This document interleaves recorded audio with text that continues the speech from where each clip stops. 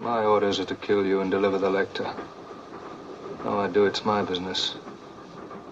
It'll be slow and painful. So, after running down many James Bond fights, it's come to this, the one that you and us all think is the very best of the lot. Nearing the end of From Russia With Love, Bond must go face to face, in a train, in the dark, against the formidable Red Grant. So we're going to talk about the only fight in From Russia With Love. But if you only have one fight, it's a good one. Yeah, I think it's an incredibly famous fight, not just in Bond, but I think in cinema. It was obviously something that, they planned, they rehearsed, and that they wanted to be the climax of Bond versus Grant. And it couldn't be more perfect, really. The build-up... I've been keeping tabs on you. I've been your guardian angel. Saved your life at the gypsy camp. Oh, yes. I'm much obliged. Bond isn't aware of Grant sort of stalking him throughout and following him and doing this, that, and the other. And then when he pretends to be, is it Captain Nash? And they're having the meal, and then Bond cottons on that he's not who he says he is. And then even when it's revealed, this sort of, Bond being in this position where he's on his knees and so vulnerable. Which lunatic asylum did they get you out of? Don't make it tougher on yourself. How the fight begins, what the fight looks like, the decision to have it in darkness, the decision not to have it scored, how claustrophobic it is, how much it looks like it hurts, and it looks real, and it looks a little bit nasty. How he kills him is quite nasty. You know what I mean? It's not like inflatable or anything like that. It's quite brutal. Perfection, really. Perfectenschlag, as Dwight Schrute would say. Like the build up throughout the film, and then even within the scene, you've got Bond down on his knees, vulnerable, and there's a tension in the room where something's got to happen. It's not like perhaps in other films where Bond might just walk through a door and suddenly he enters a fight. Yeah. The whole room is building up to this fight. You got a sense of the surroundings before it's even begun, which is brilliant. And then it's this attaché case which kicks things off. Is it smoke coming out? Stun gas, yeah. Stun gas, that's right, yeah. And then you'd think, when you see it, judging by other Bond films and action films, music might kick in at that point when there's this of the smoke, but actually no. At no point does any music help you kind of get into the fight or dictate emotions throughout the fight. There's no score for this, which I think adds weight to every punch and every smash and every grab. There's no music. It's all sound effects, which makes you feel every blow, which is a great decision in the editing room. Such a good decision. And then also this stun gas as well. One thing I hadn't quite appreciated is early on, the lights get smashed, so you're kind of in darkness, flickering light. But there is this lingering stun gas, which also adds to the atmosphere. Yeah. Where it's dark, there's flickering light, and it's smoky.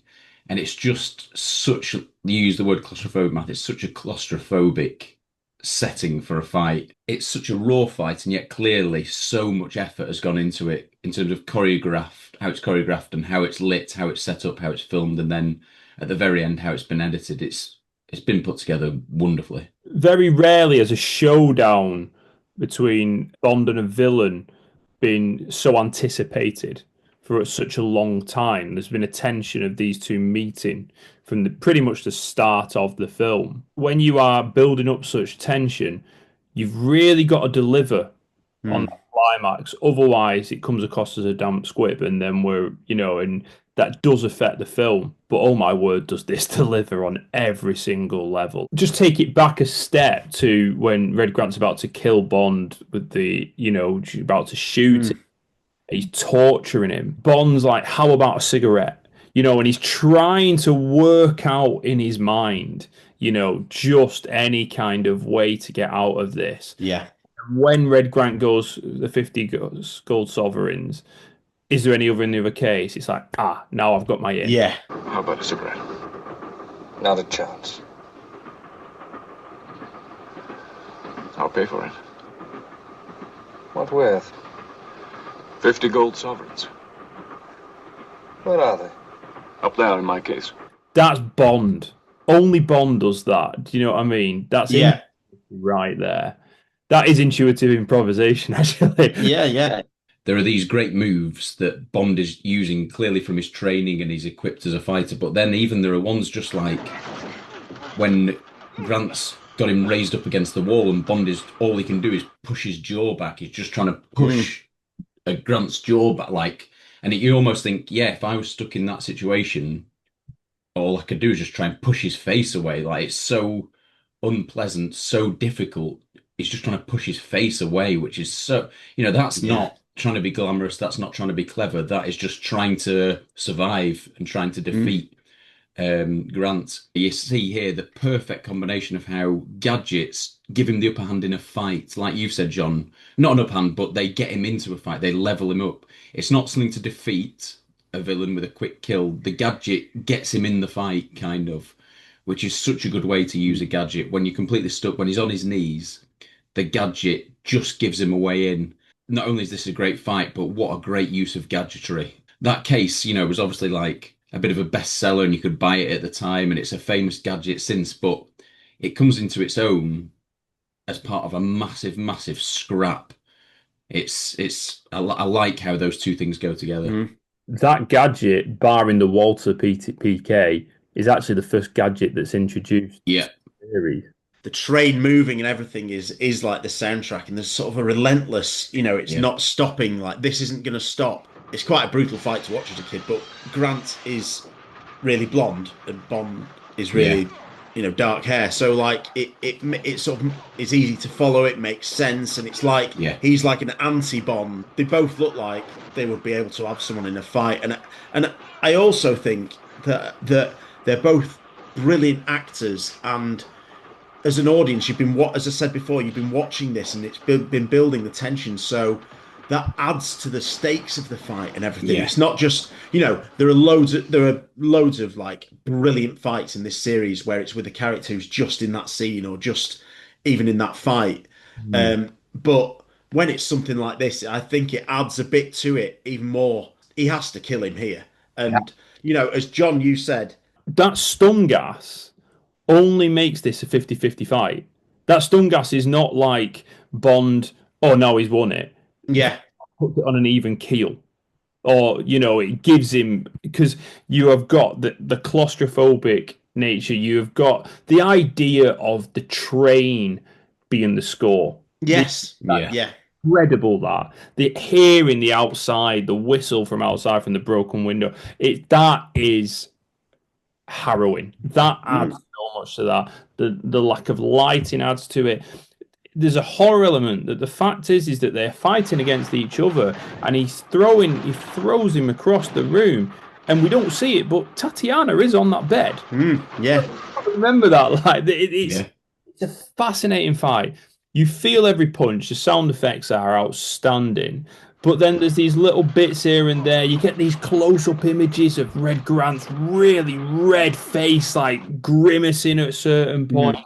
Bond doing so many different moves. We've got the chops to the whatever you want to call them, to his sides. The gun going off and shooting the light and all that. And then the way that it ends, course Grant is going to garrot Bond. Course he is. Yeah. That's always going to be the way. And it's only right that this is the way that Bond wins as well. The stab, using the attaché case again to get the knife and the tension of getting that knife, pulling it out, stabbing in his arm. I definitely think there's reference to that with Stamper's death into pulling this knife there. And then they turn around. The audience is thinking Grant's going to use his garroting wire. That's what we saw him do to Bond, who we thought was Bond in the pre-title sequence. So surely he's going to do that now. Even if you weren't thinking it, as soon as he does that, you're like, yes, of course. Bond can't die from this. He's going to have to get out of it somehow. And it's brilliant how he gets out of it. And then to kill him, hoisted by his own petard, is brilliant. And it's not just a timeout strangle. It's with this horrible, thin metal wire, Yeah, isn't it? cutting through, kind of. Yeah, you can see the blood, so it's brutal. And I think the acting and the acting and the tension, and then I know it's, acting during a fight. It looks their faces and everything. It looks like it is life or death. They Yeah. portray it so well. It has about 15 to 20 seconds that allows it to breathe for Bond to gather his stuff, to put his tie back Yeah. before he makes the quip. Yeah. Yes. And Yeah. you need that because what you have had is you've had just like an injection of adrenaline after so much build up, so much Yeah. time. You just need that moment just to breathe. Yeah. Then Bond comes in. You won't be needing this, old man.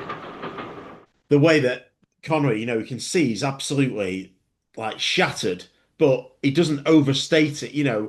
He like sort of just leans against it, straightens his tie, his hair's a bit disheveled, and then gathers himself, and then that's when he goes over and gets the gold sovereigns and makes the line. Every single aspect of this fight is perfection, and in my opinion, has never been bettered. So there you have it, the best fights of the James Bond franchise. You can listen to a much more in-depth look at every single fight in our podcast version. We'll also be doing a full rundown video in due course. We can't wait for more brilliant fights when the new James Bond films come around.